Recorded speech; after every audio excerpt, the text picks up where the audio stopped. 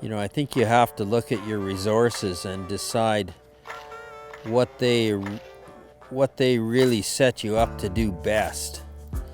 And rather than trying to fit your ranch to your idea, you know, you need to fit your production dynamic to what your ranch allows you to do. It's not what you know, it's who you know.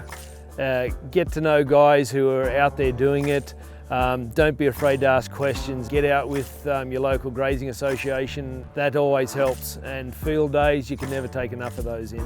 One of our risk management tools is to be involved with a local ag group that we can share information between producers.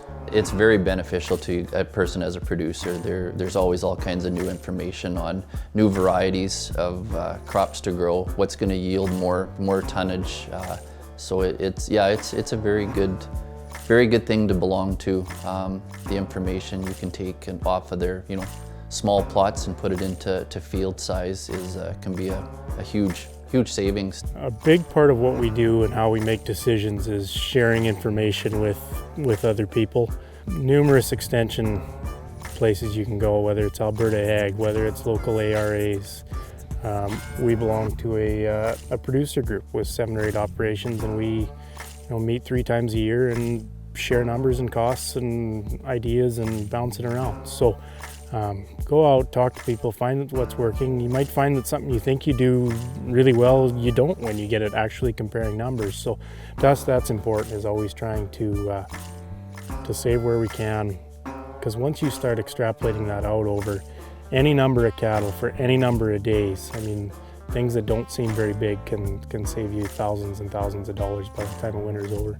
The one thing that I think is going to miss in our industry is the fact that you can go to school and get an ag degree or any degree and learn a whole lot about the industry, but you don't know where the wind doesn't blow or where the water pools or where to put the gate or where the storm is going to be least. Even on our small ranch, I can tell you where the cows are going to go when the wind's blowing and there's a calf coming.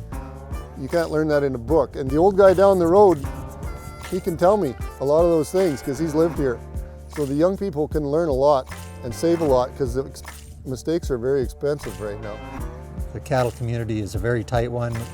You know, we know what each other's doing. When sometimes we disagree on what's the best way to run a cow and do it the most efficiently, but we always learn from each other. We both really love to learn, and it's exciting just going to symposiums and conferences and other producers. The amount of information out there is just overwhelming too, and good information. You can see what somebody on the other side of the world is doing, and it just takes a few minutes. Well, it's very important to keep an open mind because things keep changing. And if you don't change with it or keep going, you actually get left behind, and in some cases you get run over.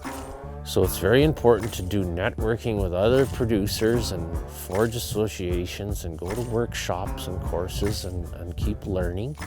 And it's fun and it's very rewarding when you're doing a better job. Your place is getting, the land is getting stronger, the water is getting cleaner. You're sustainable, you're showing a profit, it's wonderful.